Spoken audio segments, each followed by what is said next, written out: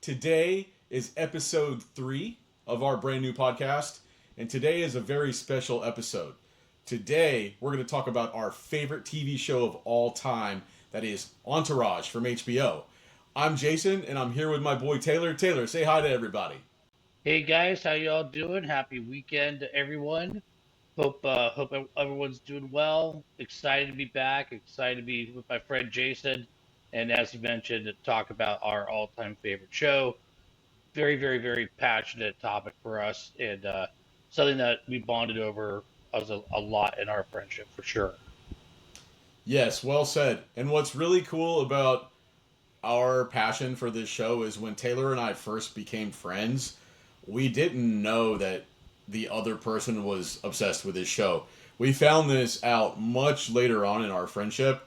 I think I actually just kind of randomly brought it up because I had met the guys from the show and I told Taylor about it, and he was like, "Dude, that's my favorite show too." So it was like, of course it is, because we sometimes I think we share a brain. So yeah, I'm really excited for this episode. I've been thinking about it all week, and I know that we're both going to have a lot of good insight into the show and a lot of good thoughts on that we want to share with you guys.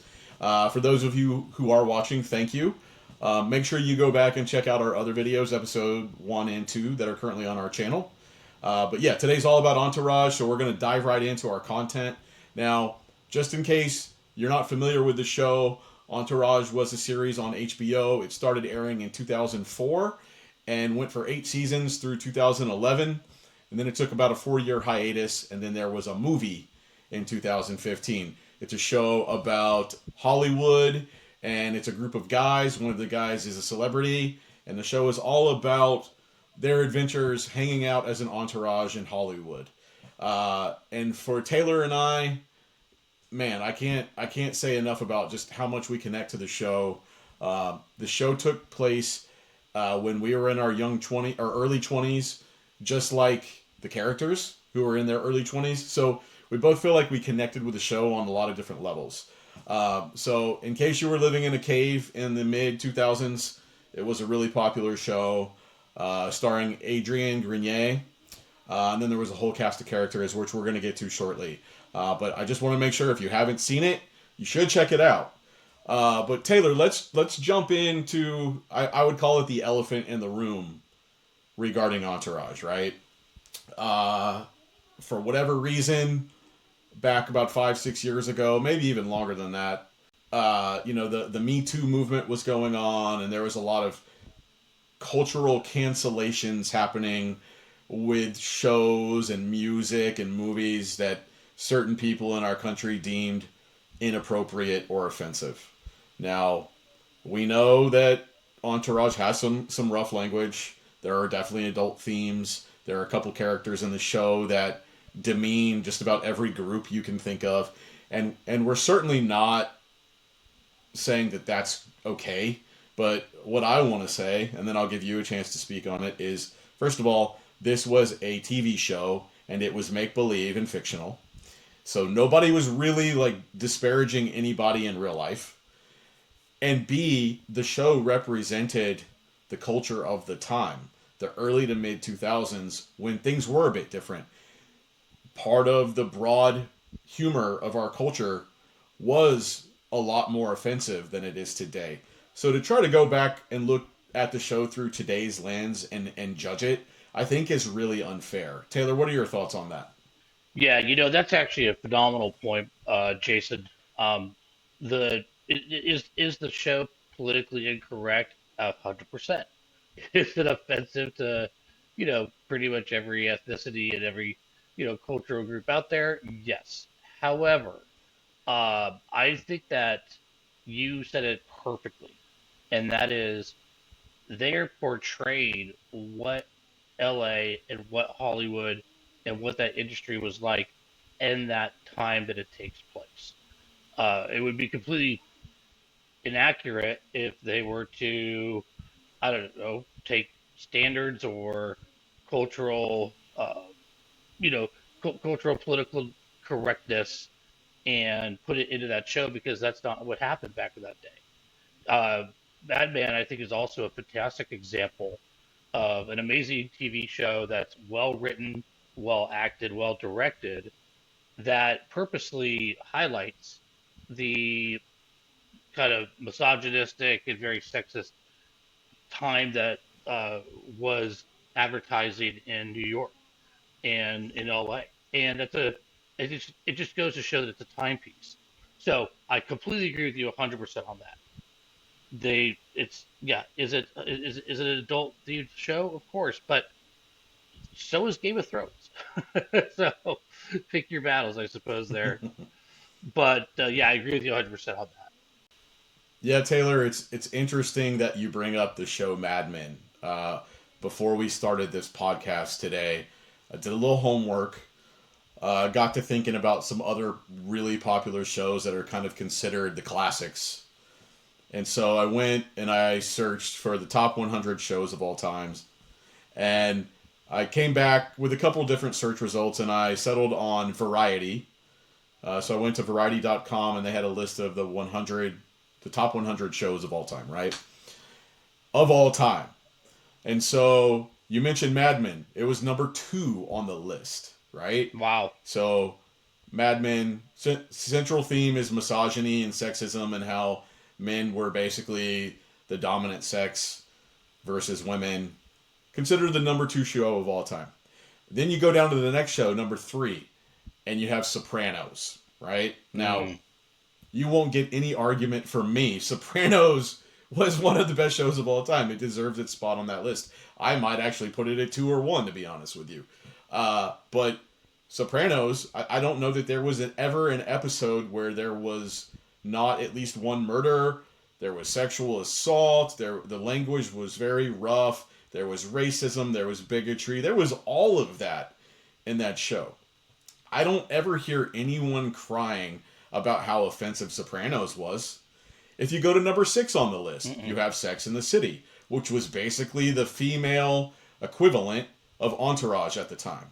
It was all Mm-hmm. about the female experience living the single fabulous life in New York.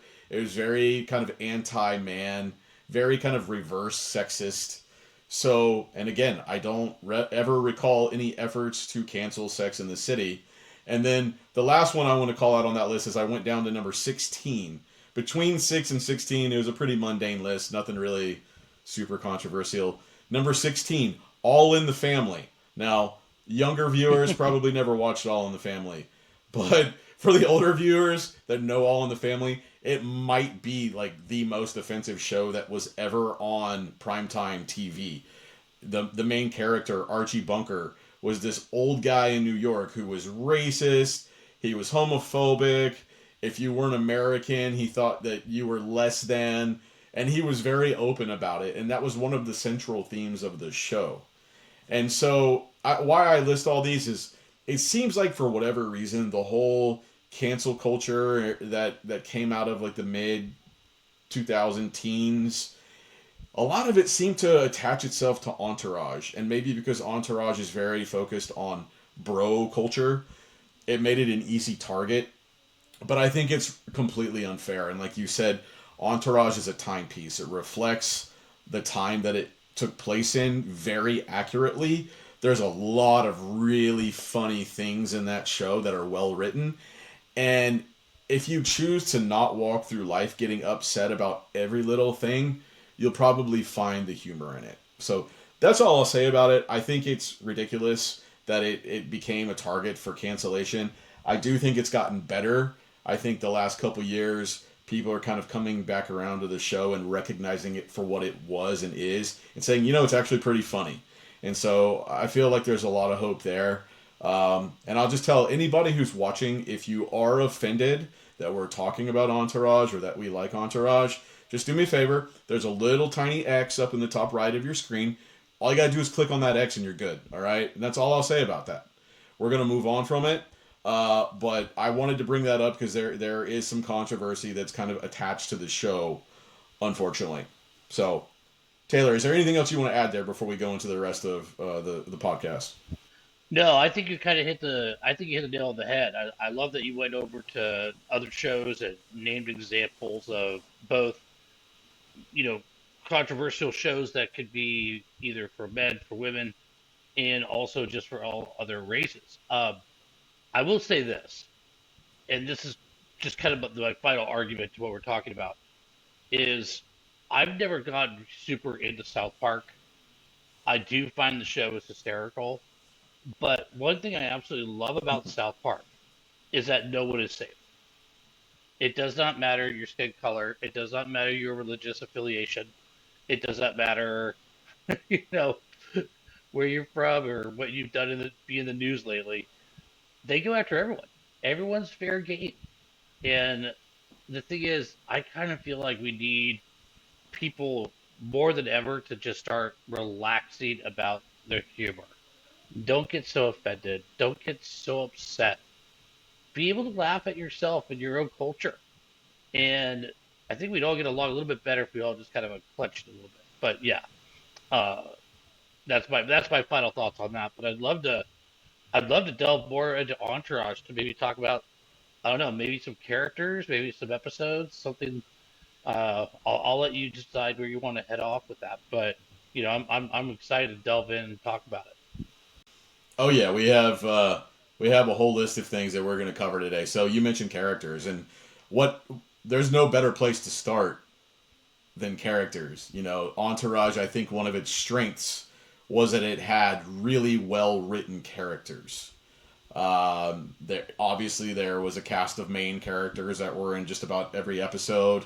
There are also some really good kind of what I call side characters who were maybe in just a few episodes or part of a storyline for just a season or two. And then, of course, there were a lot of celebrity cameos as well. I think the show was probably more than any other show that's ever existed had just an abundance of celebrity cameos, which gave it really an authentic feel. But yeah, let's dive into characters and let's start with main characters.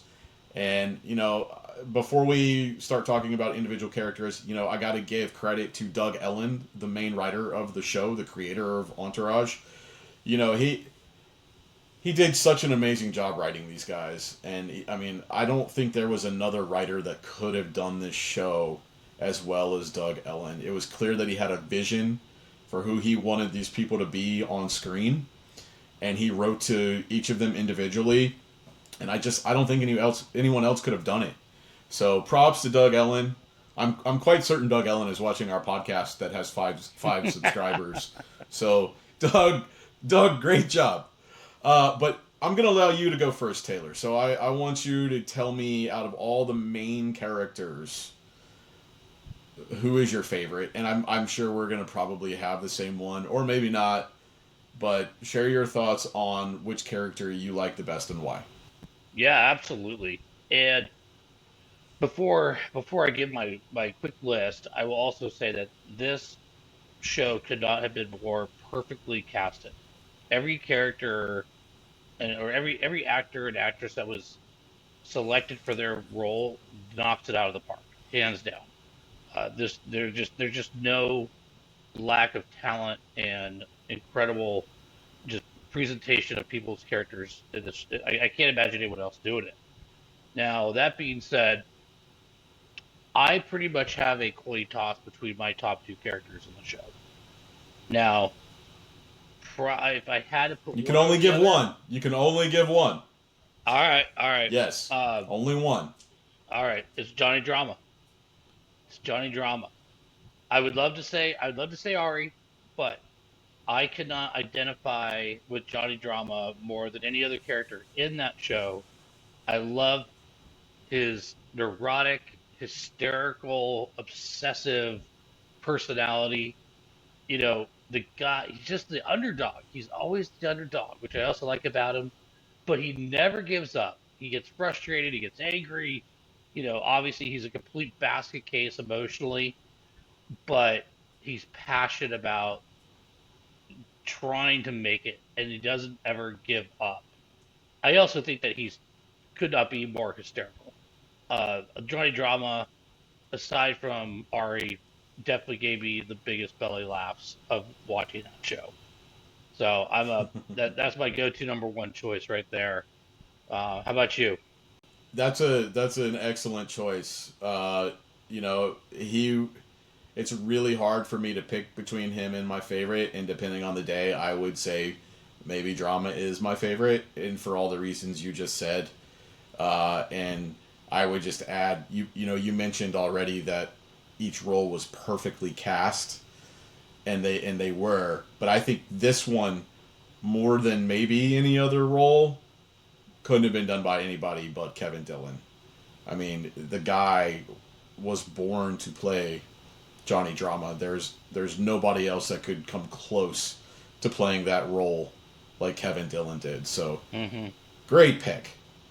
And as you already mentioned, and it's probably not a shock, I'll go with Ari Gold, Power Agent Ari Gold, who was Vince, the lead character, was Vince's agent throughout the 8 seasons.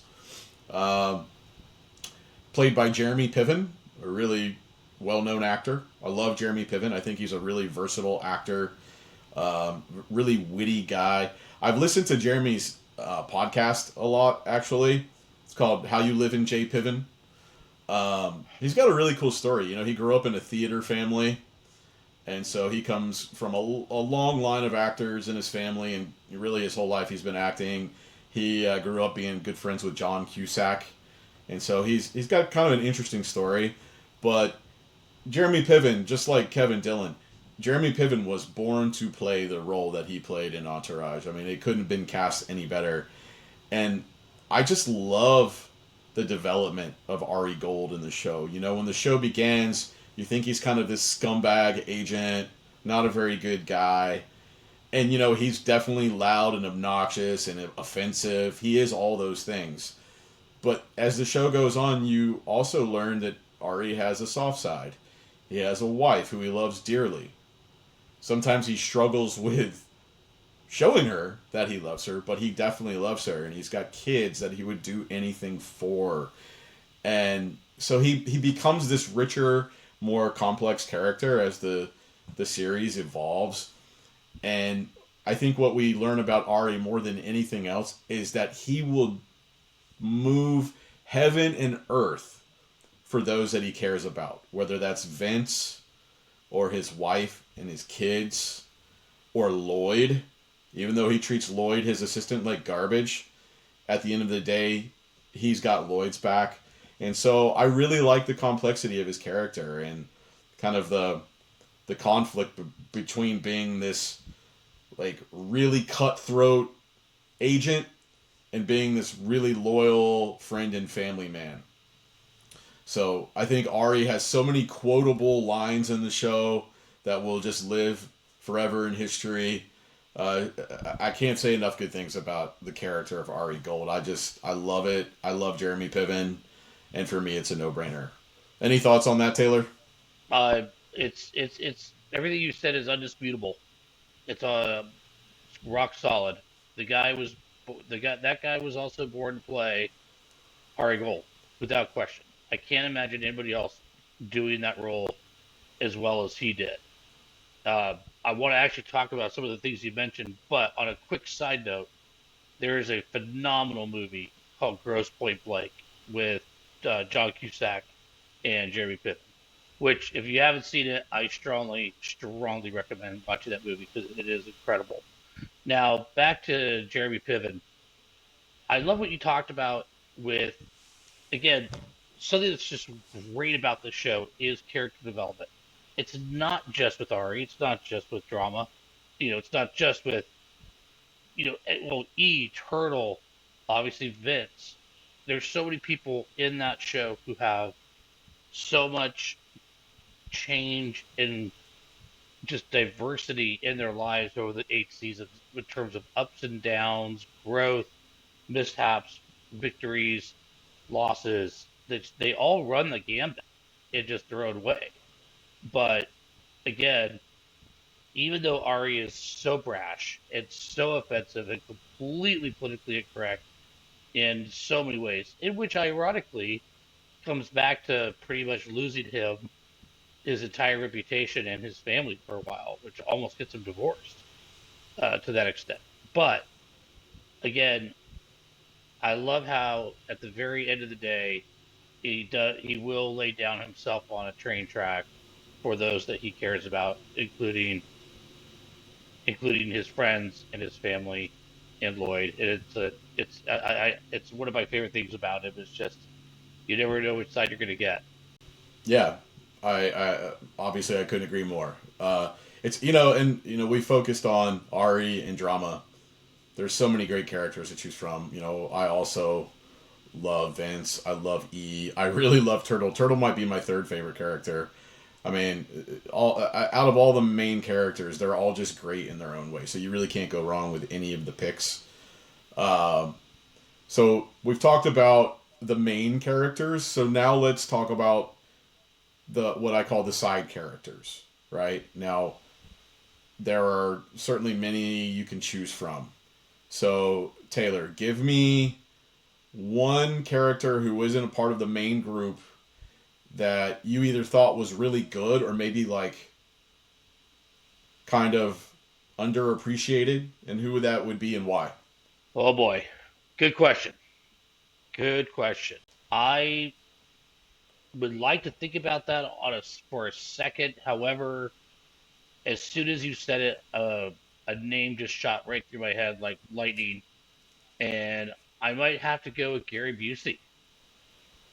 I think that Gary Busey, I think that Gary Busey in that show is he's so funny, and he's not acting. That's just Gary Busey being a complete lunatic. Right? He's just Yeah. being himself. But they actually have him in several episodes. I love the fact that he didn't just make one cameo. I mean, Val Kilmer as the Sherpa is unbeatable and how funny and how great he is in that 3 to 5 minutes that he's on the show. But it probably wouldn't have worked to keep bringing him back. It was just a one time, you know, total jackpot, jackpot performance. And that's what we needed from Val Kilmer. But with the fact that Gary Busey came back in several episodes, I'm so excited. I'm not looking away if I see Gary Busey get on the TV, no matter what time it is in Entourage. However, I do think that his best one is where he and Turtle are talking down at the beach together after Turtle destroyed one of his art pieces. In fact, the episode is called Busey of the Beach. Classic episode. It's a great episode from season one. Yep. Yeah, no, that's a great one. That's a great pick, man. That was kind of a wild card pick there. I wasn't expecting that, but it's a really good one. I'm gonna go in a different direction for my side character. I've got two, but I think one probably beats the other one by just a little bit. So the runner up is Scott Lavin, who comes in towards the later part of the series, and he works with E, and they don't get along at all at first, and they kind of become like frenemies in a way, I guess. I don't know. I liked his humor. He had a smart mouth, which I kind of have myself sometimes. He reminds me of myself a little bit. But I liked him. I know some people didn't like him, and that's fine. But I think he added some comedic value. But I'm gonna have to go a little bit different direction for my favorite character, and that's gonna be Sloane. Mm-hmm. Sloane McHewick, daughter of Terrence, girlfriend of E, on again, off again sometimes, girlfriend of E. Uh, what a sweetheart, man! And I've watched podcasts with her on it. Emmanuel Shrieky is the name of the actress, and she seems just like an excellent person in real life too. Just a total sweetheart of a character. She's like, my son's only 9 years old, but when my son is 25, I hope that he'll bring home Sloane as his serious girlfriend. She just has that vibe. Like she just seems like wonderful and has no flaws. And I just, man, frankly, I thought E was kind of undeserving of Sloane. She was just perfection, honestly. So Sloane really Yeah. did it for me in terms of the side characters that I wanted to see as much of as possible. And she was easy on the eyes too. Let's not beat around the bush. She was a very attractive character as well. Oh, 100%. I think she is probably the best looking girl out of everybody that go on that show. She's incredible. Yeah, you're Yeah, probably but right. but yeah, also love her personality, her kindness. Totally agree. She was way too good for E. But hey, more power to him, I guess. And I like this topic about the side characters because there's just literally no shortage of so many cameos, so many other people, and although I think that he has to be classified as a main character, I never could get enough of Lloyd. I just Lloyd is also, I think, as much of Entourage as any of the other characters in that show. I would love to see a spin-off of Lloyd having his own Agreed. agency. That's not a terrible idea, and I do think that Lloyd was a great character. There's I feel like there's a lot of themes of loyalty in the show, whether it's loyalty between the guys in the entourage or Ari's loyalty to his family, but uh, Lloyd might be the best example of loyalty. I mean, Ari berated him, insulted him for his ethnicity, for his sexuality, insulted his intelligence, and yet Lloyd just kept taking Ari's side, having Ari's back, Hmm. and for a very brief time, he considered leaving Ari, but at the end of the day, like he was Team Ari no matter what. So Hmm. just a great, witty, cool character, very unique character. That's a great call out. I'm also gonna throw this one out here, and I don't think you like him in the show. I know you like him in real life, but in the show, I don't think you like him. But I actually loved him, and that's Seth Green playing himself in the show. If you remember, Seth Green shows up one day when it's the episode where E is kind of caught in the middle. It's the threesome episode where E's kind of feeling awkward because Yep. he woke up cuddling his girlfriend's friend. So he goes to Yep. see her at this pool that they're hanging out at, I that she's remember. hanging out at. And Seth Green happens to be there at the pool. And so Seth Green knows that E has been dating Sloane. And so he's kind of like, oh, what's going on here? And he's like, it's not what it looks like. And Seth Green says, oh, it never is, in his Seth Green way. And that was kind of the start of some conflict between E and Seth Green. Kind of the famous thing was anytime Seth Green would see E, he'd say, tell Sloan I said what up. And it would just grind E's gears. And it became this recurring bit across the series, eventually leading to a fight between their entourages in one episode. But I love the way that they worked Seth Green into that story and had him become kind of a recurring guy every once in a while. Sure. No, no, and I know you and I don't see eye to eye on that one, but I will definitely give him mad props for being a great actor when it comes to uh the cocky pushing your buttons movie star in the show. So I mean he plays the character perfectly. Now, you know, speaking of more celebrities that they incorporated multiple times into the show, another one I really enjoyed was Bob Saget. Uh, Bob Yes. Saget was funny in every single episode he did, and the first one where he introduces himself as a neighbor, and he brings over like a welcoming basket, and he's like just talking to everybody and excited and just jovial, making himself at home, and you know anybody an Xbox guy? All right, well hit me up if you need anything, and he leaves, and Vince just turns and goes, "Who the f was that?" Yeah. And I think that like is like one of the funniest little touches at the end where these guys don't know who Bob Saget is. They're not. He's a 20, 30 years before their time. So ever since they introduced him, I've always enjoyed seeing him on the show for sure. As we continue diving through some of these side characters, we've talked about all these characters that we like. Let's pick one that we don't. All right? And I'll let you go first. I already know what you're going to say, but I'm going to let you say it. Main character that you did not like. Not main character, but the top character that you disliked. Uh, yeah, you already know my answer, but that's okay. Without question, Dom, my least favorite character ever to be on that show. I I don't really have a very many criticisms for Entourage. I really don't. I feel like the series as a whole is near flawless, but talk about a character I could not stand, and that was Dom. I couldn't stand him for 1 second while he was on that show. I really wish that they had never incorporated him in it because he irritated me so badly. So that's my number one answer. Go to without fail.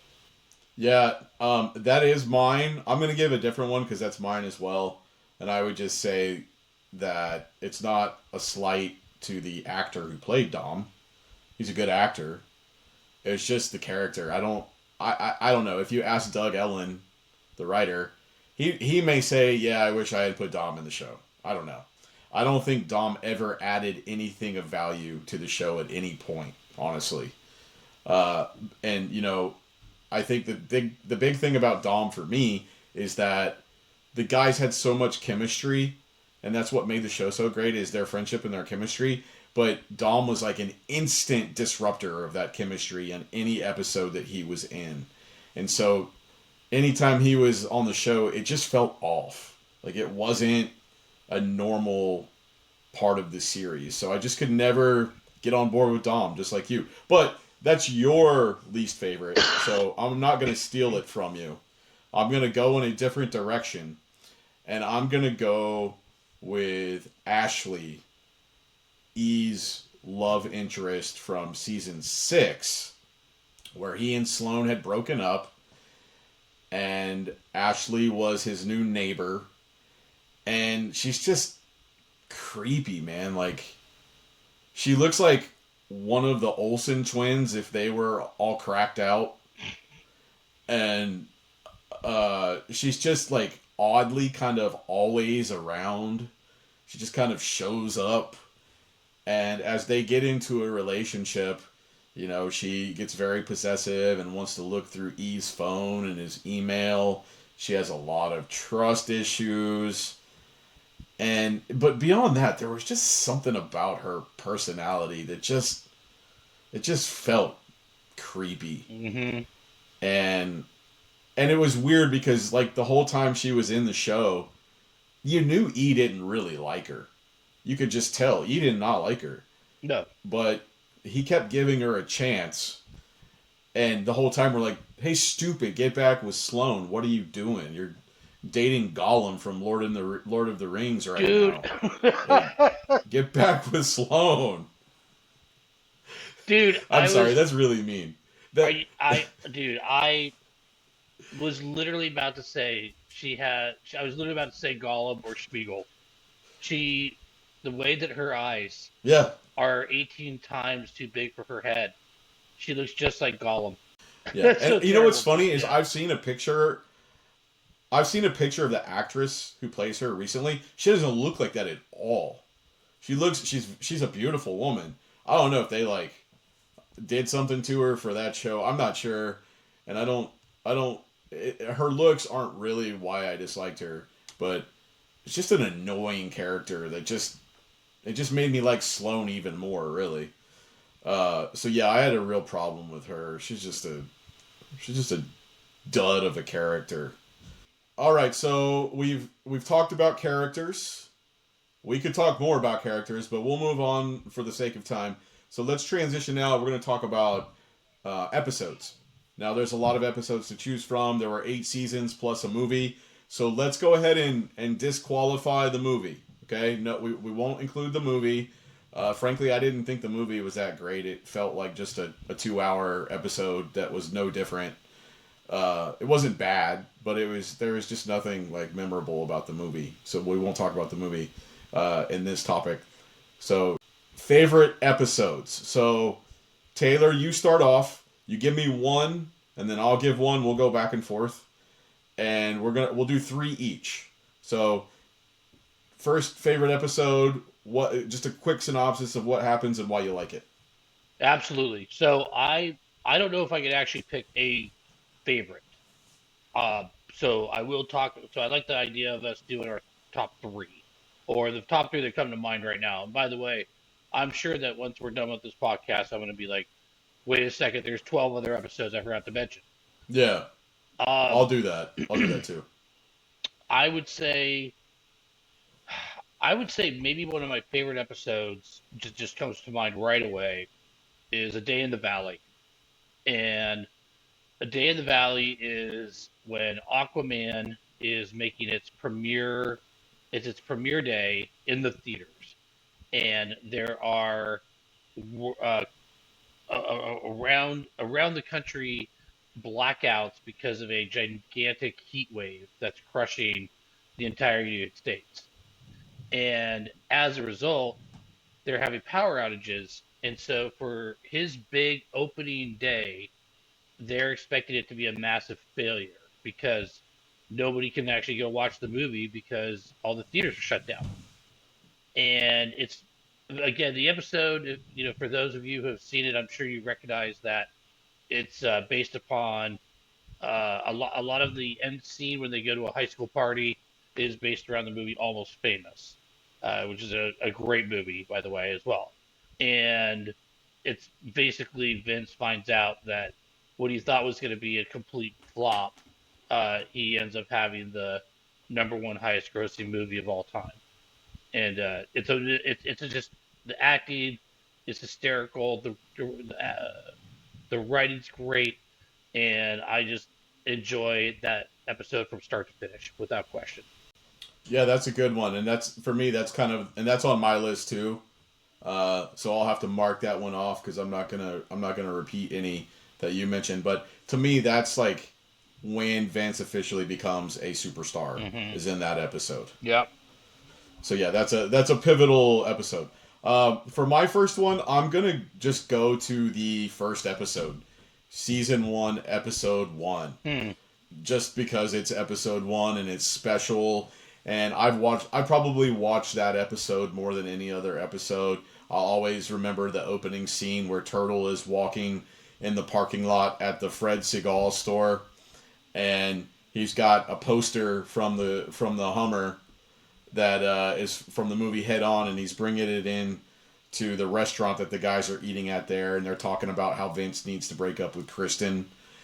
And I always remember that from the episode one. But it's episode one is really interesting because just in that episode, from the beginning to the end, you kind of watch these guys grow, and the light kind of comes on, and they figure out like what this show really is. I think, and Doug Ellen has admitted this. The writer Doug Ellen of the show, he's admitted this in interviews that I've watched where they didn't really know what it was going to be, but it kind of quickly became this thing that became very well written and very successful. And I think you see that play out in the first show. So for me, the first episode is just it's one of my favorites just because of what it is, and it starts the whole thing, and you see the guys grow right before your very eyes. Sure.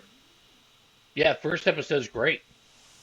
I was hooked. I was hooked the very first time I saw episode one. I knew it was going to be something special, without question. What's your Um, second one, Taylor? I love. Well, ironically, we kind of talked about it a little bit with Seth Green, but I love Vegas, baby, Vegas. One episode takes place in one day in Vegas, and that that is such a great episode from start to finish with Ari. You know, I love when they're they start the episode off with them calling Ari saying they're going to Vegas, and he's talking to them while walking down the street. He's like on a rodeo, and they just pull up in an Escalade, and they're like, "We need a chaperone." And he's like, "You know what? I think Vegas may be exactly what I need on this Wednesday afternoon or whatever." And just the fact that the episode is just from the afternoon till the end of the night, I think is really well done. And I love Johnny and his male masseuse, and the storyline with Ken is, I think, one of the most. I think it's one of my favorite scenes in Entourage, is when Ken tells him that he's never had another man adore and pour out some affection on him, and it was just like, if this is something you need, I'm here for you. drama, drama just has exactly the opposite intentions. He just wants to get a massage from from a guy who's got strong hands, and then it just leads him to melting down. And there's nothing better than a good Johnny Drama meltdown. Absolutely. I remember that scene vividly, and my favorite part of that is when Drama storms out of the room and throws the lotion in the hallway, Yeah, and then that song comes on in the background. Do your chain hang low? You know that song. That yeah. song starts playing in that moment. All right, so my second episode that I'm gonna go with is gonna be, it's from season 2. I think it's episode 7, and it's called Sundance Kids. So the gang goes to Sundance in Park City, Utah, where Queens Boulevard is showing at the Sundance Film Festival. It's where they meet Harvey Weingard, who is based on Harvey Weinstein in real life. They meet Harvey Weingard there, and they tell him they're going to do a movie with him, but they're actually holding out to see if Vince is going to play in Aquaman. And so they find out while they're at the film festival that James Cameron is in town and he's directing Aquaman, and they're hoping that he's there to watch Vince's movie so he can decide to cast Vince in Aquaman. I just love that story development. The Aquaman storyline is a big storyline in the series, and like we talked about in your favorite episode, One Day in the Valley, where Aquaman is released, that is what catapults Vince into being a superstar. And so I just like that whole storyline, and a lot of that plays out in the Sundance episode. And it's also at the end, E tells Harvey that they're gonna do Aquaman instead and not do his movie, and so he gets really pissed off and starts screaming at him. And then later on they do it happens again, but and then the other thing I'll point out about that episode is that Turtle and Drama hook up with the same girl at the same time, Mm-hmm. and then skip to the next morning, and they're all awkward around each other because they cross swords. If you remember, just a really good episode, and it ends with the guys snowboarding on the slopes, and they get a call from James Cameron, who officially offers the role of Aquaman to Vince, Mm-hmm. and then they snowboard down the mountain, and it's just the episode ends with you feeling really amazing because everything worked out as it should. So I really love that episode. Hmm. Yeah, that's a great one. Absolutely, that's a great one. And again, I want to stay on the episodes, but another thing that's fantastic about Entourage that they just totally destroyed it with was the music. The music that they play Mm, in yeah. that show is always just spot on fitting for the scene. I actually heard and got so much music from that show that I had never heard before. That I'm like, this is a totally badass song.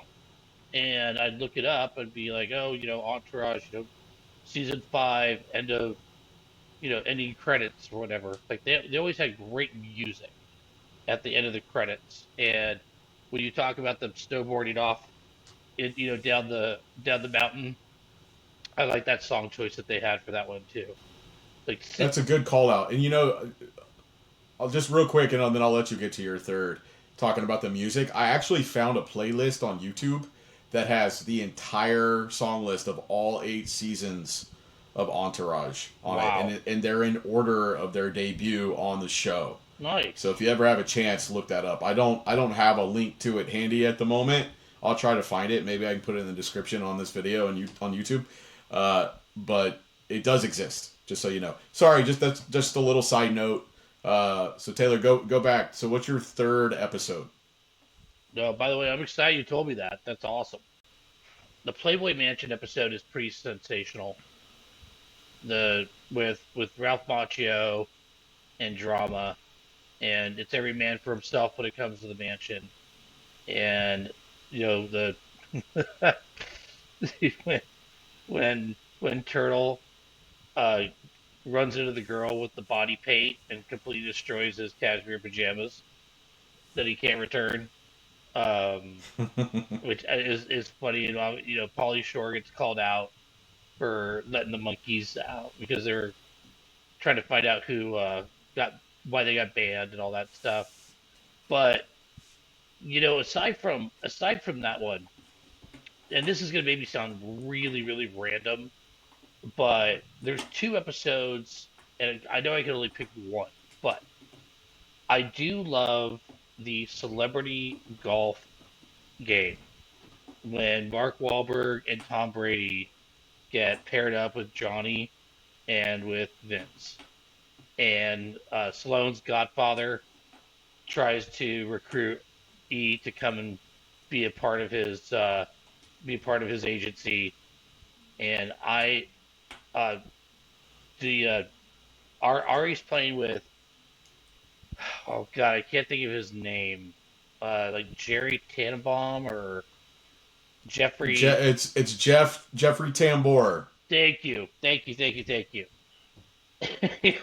Yeah. And how he's just like this degenerate cheater and trying to impress his kids, and then he gets angry at Ari because Ari won't talk uh about his friend's affair, and that I for some reason I've always liked that episode.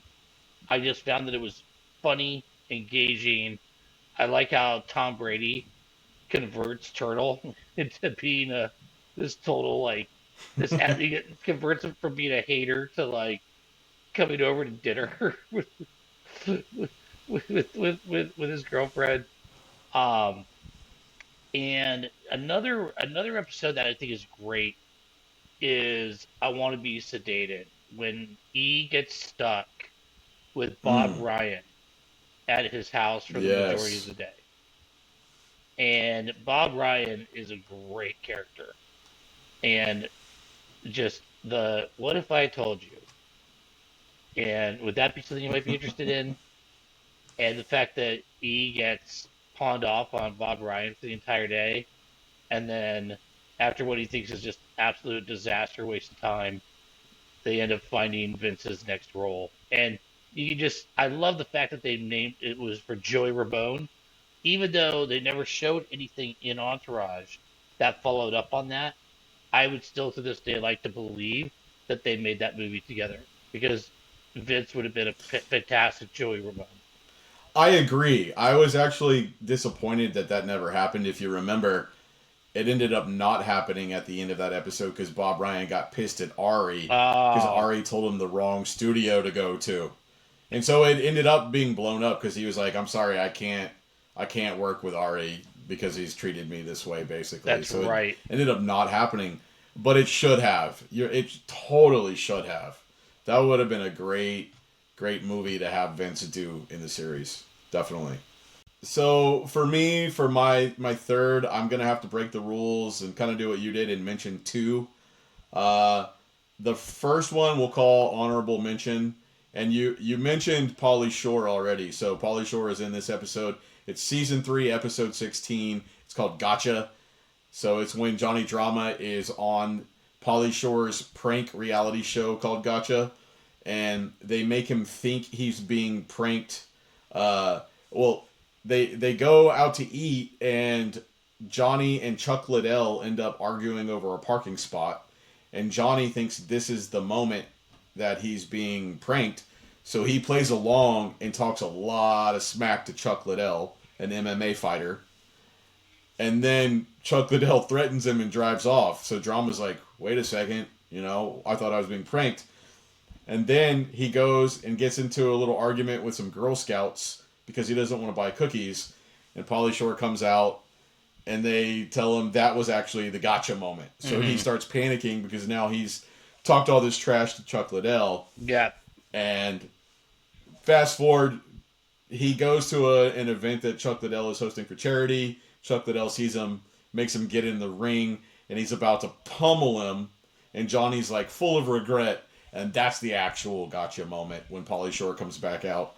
And you think Johnny's going to like react in anger, but it totally speaks to Johnny's character in that moment. Instead of feeling really embarrassed and ashamed, he you can see it in his face. He realizes like, I'm on TV, so he's like totally cool with the whole thing. Yep. So that's a really funny episode, but that's my honorable mention. So my third favorite episode is going to come from season 4, episode 4, and it's called Sorry Harvey. Yeah. And this is where there's a lot going on in this episode. This is where Johnny Drama wants to have his address annexed into Beverly Hills. So he decides to take the mayor of Beverly Hills out for a night on the town with the boys to convince him to add his apartment to Beverly Hills zip code. And the Beverly Hills mayor just wants to be hooked up with one of Vince's girls. So they take him to a bar. At the time, that bar was called Winston's. It was an actual bar there in the Hollywood area. It's something else now. It's no longer Winston's. But they're at Winston's having drinks. And Harvey Weinstein is there as well. And this is where they tell Harvey Weinstein, we're not going to sell you Medellin. You're going to have to try to buy it on the open market like everybody else. Not Harvey Weinstein, Harvey Weingard. I get those two names mixed up all the time. Harvey Weingard. Harvey Weingard goes off, loses his mind, gets kicked out of the bar, and then the episode ends with the mayor of Beverly Hills meeting a trans person and going home with that person, and then he's busted on TMZ with said trans person. Just a really classic episode, man. I love that one for many different reasons because it develops the whole Harvey Weingard storyline and also just the antics that take place with the mayor of Beverly Hills in the episode. It's really a classic. Oh yeah, no, it's well. I mean, I love the fact that the mayor of Beverly Hills is played by Ned Ryerson from Groundhog Day. Yeah, right. I love that, and you know, the fact that E is so terrified at dinner with Harvey, and he can't. He's like, "Don't worry, I'll take care of it myself." And then Harvey's so abrasive and so like horrible, where he's like holding a knife out at him when he was cutting bread. Yeah. Tells him to elbow his like ex like vice president. Uh, you know, and he just comes walking into Winston's, and they said, "Man, he looks like a POW." Yeah. Just, That dinner scene with Harvey and E is great. You had already kind of mentioned it, but when Harvey sees his old vice president, there's one part where like they're either in the restroom or about to be in the restroom, and the old vice president for Harvey walks in, and Harvey's just like, "Walk away, David, walk away," and the guy just like turns around and scurries off real quick because he's scared to death of Harvey. I love that scene. That's a great one. That's a great one. I mean, and it's hard. It's hard to really have this conversation about favorite episodes because while we're having this conversation, I'm sitting here thinking of other ones that I love too. So I mean, really, it's I know it's cliche, but depending on the day, I'll give you different answers on this. So sure. we could go on and on about this, but I want to move on to the next topic. This will probably be our final topic that we cover in this episode, but it's a big one. And that's the idea of a reboot of the show. Okay? So, I try to stay in the loop. I'm a nobody. I'm not in the entertainment industry in any way. I don't know people. I just watch. I watch a lot of podcasts, uh, read a lot of articles, and now that the attempted cancellation of this show has kind of subsided a little bit, I think there's some buzz. There's some buzz for the show to have a reboot. All of the main guys have said they're on board. I don't know what it would take to make that happen. I don't know if HBO has to be involved. I don't know if Mark Wahlberg has to be involved or who has to be involved. I know that the writer Doug Ellen is certainly on board to do the show. I know every fan of Entourage would definitely be on board and be super supportive of it. So there's some hype, there's some buzz around that. And so I got to thinking, like, okay, what would that be like? Because as we know, the humor of 2004 to 2011 is different than the humor of today. And so you take a guy like Ari or Drama, they wouldn't be able to make all of the jokes that they did back in those days and just get away with it. Yeah. So I'm interested in your thoughts on how do you think that would work? Would they be able to use the same bits and the same type of humor, or would they have to switch it up and go in a different direction? And then I kind of want to talk about, like, if there was a reboot, our vision for the characters, how those would develop in today's atmosphere. So first of all, just kind of what are your general thoughts on, could there be a reboot? It's a good question. You bring up a lot of good points. Would it be something that would be set in 2026? Could you get away with the same kind of antics and dialogue that the characters had? No, 100% not. And I think for me, as much as I would love to see a reboot, I would maybe love to see if there was a reboot, if you could use the same characters, phenomenal. But maybe there might be a possibility of doing a kind of Entourage 2.0 where you maybe reverse it with a different set of characters that could still be a timepiece. It could still be set back in the day. So you could have that same kind of edginess to it, which I would love to see. But again, it's such a well casted show and that everybody is just beloved in their role. Now that I say it out loud, I don't think I'd want to see anybody else playing those characters or something similar. I think I'd have to have the same guys.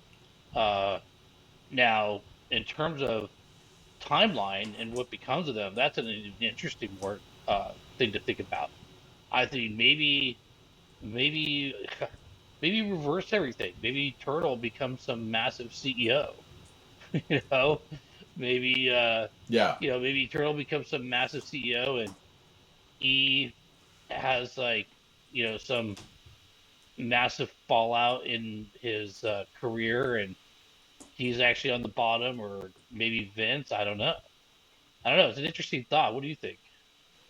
I I'm glad you asked me because I've actually thought about this, and I not just because we have a podcast to talk about it, but this is something ever since the buzz for a reboot began. I've been thinking about this because I'm not a writer. I mean, I am a writer in the sense that I'm good at writing, but I'm not a writer for TV or film. I think it would be a really cool job, but I spend a lot of time thinking about, like, characters and how they would develop. And when the buzz for the reboot started, I started thinking a lot about this. So I feel like I have some fairly concrete thoughts on this subject. So if it's okay with you, I'll just do like a quick run through of the five main characters, and you can let me know your thoughts on it. So we'll start with Vince, right? So Vince, I see as someone after the movie takes place, he goes on to have a pretty amazing career. He's in several big hits. He spends another decade or another decade and a half as an A-list actor, very successful, extremely wealthy. But at some point, something happens and it makes Vince just say, you know what, I've had enough of this business. I want to just get out of this. And so in the reboot, we find Vince completely removed from the Hollywood scene. He's not actively acting, he's not auditioning, he's not reading scripts. He's just doing his own thing. Maybe kind of like what Adrian Grenier is actually doing. Adrian Grenier does not act. He has a farm in Texas and he does that. Hmm. And so maybe that's what made me think of it. I don't know, but I think like having Vince not be in the scene anymore, and then the reboot starts with him like for whatever reason trying to come back to the industry. That's kind of where I see Vince taking off in a reboot. Um, in terms of drama, I got to keep drama like he was in the original. You can't change drama because it wouldn't be drama, right? So I think, at the end of the movie, he won a Golden Globe for his role in one of his brother's movies. So it kind of ends on a high note for drama. I've told you in the past with drama, I feel like drama has this self destruct mechanism built into him where he's always going to screw it up. Yep.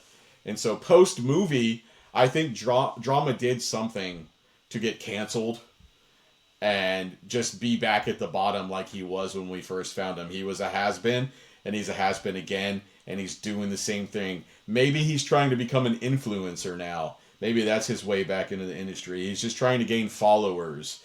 So I like drama when he's clawing his way up. So he's got to be doing the same thing. Okay, for E, I think E is no longer managing clients. He's no longer in entertainment. He just becomes a family guy.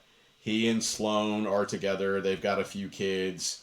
They're living in a suburb in somewhere in Southern California, and he's either got some mundane job or maybe he's managing a high-end Italian restaurant to honor the fact that he used to be the manager of a Sbarro. Right. So he's kind of like completely out of it, but he still stays in touch with Vince. They're just buddies. They don't have the co-worker or manager managee dynamic anymore. They're just buddies. And then last, Turtle. I see Turtle, and I agree with what you said. Turtle is now the reverse of what Turtle was at the beginning of the series. Turtle is now the most successful member of the Entourage. If you remember at the end of Entourage, he had already become a millionaire through investing in tequila with Mark Cuban, and he just took that and skyrocketed his business career, and he's worth, a couple $100 million. He just everything he touches turns to gold. He lost all that weight already, so he's this like charming, good-looking womanizer type that is just the total opposite of what Turtle was before. I think that would work really well. And now he's like Johnny's savior. He's the one taking care of Johnny. Johnny has to live with Turtle, and Turtle has become Drama's caretaker essentially. And then Ari, again, I don't think you can change Ari much. Maybe Ari is the head of a studio or still a powerful agent, the most powerful agent in Hollywood, but he's trying to learn how to navigate through this new world of being PC and not being able to be offensive. And Lloyd helps him run the agency. I think that's. Honestly, I haven't given as much thought to Ari as maybe the other characters because I just can't see Ari any different. But that's where my mind has gone with these guys. So I'm really interested to hear your thoughts on that. Yeah, I think you've got a solid basis. I like the idea of Turtle maybe being like a restaurant, tier, like a owning like a bunch of like really nice Italian restaurants across the country, and maybe he manages one for him. You know, Right? uh, kind of just how, he was always the gopher doing what drama and what E told him to do. So I kind of like that idea of maybe reversing the roles there. And maybe, I mean, just while you were talking about Vince, I mean, of course, I still want to see him be very successful. And I just kind of thinking about what if Vince transitioned into being an agent. And because he was always so grateful and had such a having the right agent for him was so important. And obviously his relationship with Ari, but also with Amanda and you know Josh Weinstein and all the different people that was his agent at one point in time. But um, maybe that's a way where you could get away from the politically incorrectness that Ari brought to the show, because Vince might actually be a caring and sacrificial kind agent. Uh, maybe maybe Ari tries to take him under his wing and tries to make him harder and more difficult, or more fiery and angry at his clients. But maybe there's some pushback there because he wants to represent people with some kindness. And I don't know. I'm just spitballing. But uh, what you kind of described all through that, I think is great. I love seeing. I don't think drama should have anything but struggle because that's what makes him my favorite character, is his tenacity. I kind of like the idea of seeing him just continue to fight. Um, I would enjoy that very much so if they did change that about his character. Now the other character ideas that you had, I could totally get behind for sure. Yeah. Cool. And I mean, obviously, there's no right or wrong answers here. Um, I'm not a writer, but I could be. So hey, Doug Ellen, Hmm. in the reboot, make us writers. We have all kinds of Yeah. ideas. Yeah, we do. Because remember, he is watching this I know. podcast. But no, I think the idea of a reboot is super exciting, and whatever they did decide to do with the characters would be fine by me. Just because it would mean that Entourage is back on in some form or fashion, and that would just be amazing. I mean, I would feel like I was 24 years old all over again. Well, And one thing I want to mention here before we wrap up this evening is that there is a surprise. So I'm not going to give all the details, but Taylor and I are working on a little something special. It's a project related to Entourage that we are working on. And I'm not going to give any sort of details, but there's two reasons for the project. The main reason is because it will be fun. We're actually going to go out to LA in the next year and do something related to Entourage. And then hopefully this project that we put together, even if it just gets in front of a couple people, if it can generate just this much more buzz for the reboot, then I feel like it will have served its purpose. So I bring that up just to tell anybody watching who is a fan of Entourage, stay tuned for that, because hmm it is something that we will put on this channel in the future. But I think that's about all the time that we have for today. Is there anything that you want to say to me or to our viewers before we end this episode? Just want to say thank you guys for being supportive and watching us. We are really having a great time doing this together. Uh, when we get together and know that we're having a podcast, that I'm just my entire day is just made. I knew that I'm gonna have fun with my friend Jason, and hopefully bring you guys some entertainment and give you some laughs. And we would just love for you to continue watching us as we discuss more and more topics. And again, of course, Entourage will be a common theme in our podcast for sure. But we appreciate you guys, and we hope you have a just fantastic weekend. Yeah, absolutely. I mean, I've loved doing this episode. I love all our episodes. Our other two were a blast as well, but this is a really special one for us. We've really been looking forward to doing this, and I think we could probably do more of these. I mean, we could seriously spend hours upon hours dissecting the show. So stay tuned. We'll probably have more of those coming up in the near future. But if you are watching, I want to give you a special thank you. I want to give Taylor a special thank you for talking with me on this episode. Again, it means the world to us. Anybody who's found this channel and has watched even just a couple minutes of our videos, thank you so much. We really hope that you like this. If you did, we ask that you subscribe so that you'll get notifications when we have future videos, which we plan on making a ton more of. But like I said, we're going to wrap it up for today. So thank you so much for watching Dad Bod Energy. That's Taylor. I'm Jason, and we're out. Aloha, guys. Thank you.